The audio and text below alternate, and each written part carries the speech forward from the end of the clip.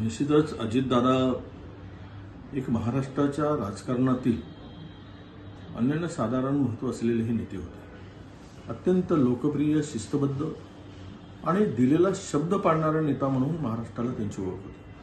धाडसी निर्णय घेणं, सकाळी 7 वाजता उठून कामाला लागणं आणि जनतेचं काम करणं आणि विशेष म्हणजे जे होणार नाही ते होणार नाही म्हणून स्पष्टपणे सांगणं आणि जे होतं त्यामध्ये कुठेही आळेवेळे न करता ते काम करणं, असा स्पष्ट वक्ता, असा एक ज्याला आपण म्हणू की फार क्वचित असे नेते होतात.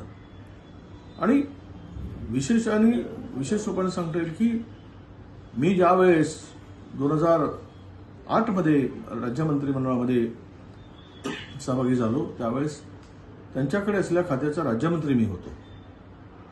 आणि नवीन माणसाला कसं सोबत घेऊन त्यातले बारकावे कसे समजवावेत हे समजवण्याचं काम सुद्धा दादांनी मला केलं.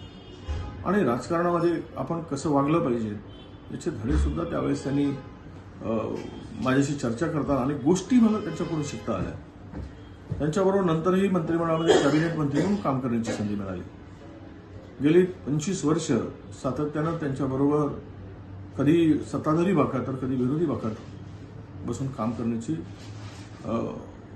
संधी मिळाली. आणि आज महाराष्ट्रातील हा एक मोठा नेता की जे कल्पनाच करू शकत नाही, जे कल्पनेच्या पलीकडचं आहे की असं होऊ शकतं, असं घडू शकतं, असं अचानक काळाने घाला घालून एका लोकनेत्याला, एक समाजाप्रती समर्पित असलेल्या नेत्याला महाराष्ट्राला मुकावं लागलं हे अत्यंत दुःखदायक, वेदनादायक आहे.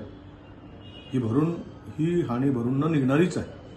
मी ईश्वराला प्रार्थना करतो की त्यांच्या कुटुंबियांना आणि त्यांच्या सर्व प्रेम करणाऱ्या आप्तेष्टांना, पक्षातील सर्व लोकांना या सगळ्या दुःखातून सावरण्याची शक्ती, बळ ईश्वर देवो अशी ईश्वराला प्रार्थना करतो.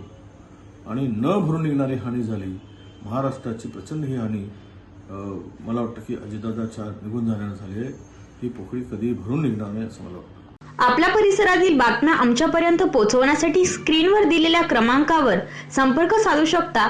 दूरध्वनी क्रमांक 8652414343.